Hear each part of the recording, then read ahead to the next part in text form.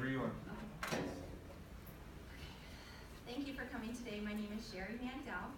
I am doing my eulogy today on my grandfather-Alton and Patrick Fitzgerald.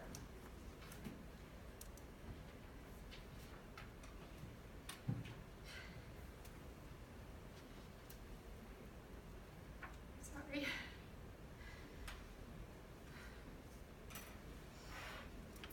It was a sunny day in Virginia, July 24th, 1927. My grandfather and two siblings head out the front door, jump in the back seat and take a ride as my great-grandfather tries to teach my great-grandmother how to drive. Prim and proper as usual, dressed in her Sunday best, hat, gloves, and freshly laundered dress. Within 20 minutes, the car rolls off the shoulder of the road and tumbles down the embankment, where my great-grandfather would lay dying in front of his family. My grandfather was only 5 years old at the time. If you fast forward 15 years, my great-grandmother Noli kisses my grandfather-Alton goodbye as he's enlisted in the United States Army, August 15th, 1942. Jumping right into World War II, he heads to Germany, where over 60 million people were killed. 3% of our population died as a result of this war. Papa, who I affectionately refer to, witnessed several deaths of his fellow patriots as he was in the second wave of Eulogy. 6,800 soldiers lost in this battle.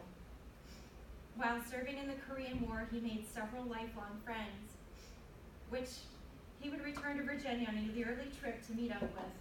And one trip where I had joined him, that's this picture right there, he's so proud because I got to go with him. I had the distinct honor and privilege to know this gentleman, Alton Patrick Fitzgerald.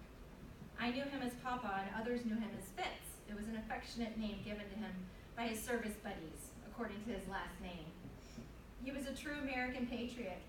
He was a son, a father, a brother, a father-in-law, a husband, a grandfather, and a great-grandfather to my son, Rainey, who carries his middle name, Alton. And here's a little picture of Rainey and him looking down at him.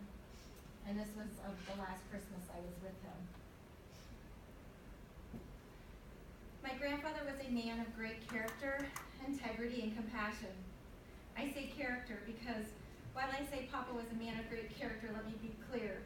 He was reared by his mother, who had 3 children to support with no husband and no real means to support them in the 1920s. She became the local interiors designer with her own shop in order to incorporate her children near her while she worked. My grandfather was taught how to respect women, how to treat others, and with diligent workmanship, you will be successful. I would always get a chuckle out of his quote Papa would like to share when I was pregnant. He said, "Cheri, you raise chickens, you rear children." Papa was very traditional in the sense that he would always say prayers before Thanksgiving and Christmas meals. And he always had to attend church regularly, especially at the holidays. And lastly, he was married to my grandmother for 67 years.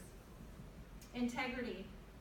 As some of you know, I recorded my grandfather over the last few weeks while he was at home with hospice care. I will quote him by saying that although he lost his father at such a young age, he must have learned over the years through his mother and family members that his father was somewhat of a popular builder in the town. He stated that his father was a true pace setter, and that's what he wanted to be. He went on to say, "I took care of my men in the service. I didn't care which door that they came in from. They deserved to be treated with respect. That's just what you do. In business, I was the same way," he said. Whether he was clerk of courts in Virginia or an owner of an advertising firm in Boca Raton, Florida, Papa showed great integrity in his work. He worked hard, long hours, but with a vigor that showed nothing comes easy. We must persist if we want to succeed. I witnessed this firsthand while I lived with him for 2 semesters while attending Broward Community College in Fort Lauderdale, Florida. Lastly, I want to talk about his compassion. I've truly experienced Papa's truly compassionate side. When I was a little girl, every Christmas time, he would take me dress and hat shopping. He loved spending quality time with me, and he loved to tell me how proud of me he was. I was the very first one in my family to go to college. As he spoke to the hospice chaplain, he pointed towards me and my cousin Steve, stating They are extensions of my life. I have carried that tradition over to my son, Rainey. So remember, tell those closest to you that you love them, you're proud of them, and maybe, just maybe, they will pass on the legacy that comes from a life of great character, integrity, and compassion, such as my grandfather, Alton Patrick Fitzgerald. Thank you.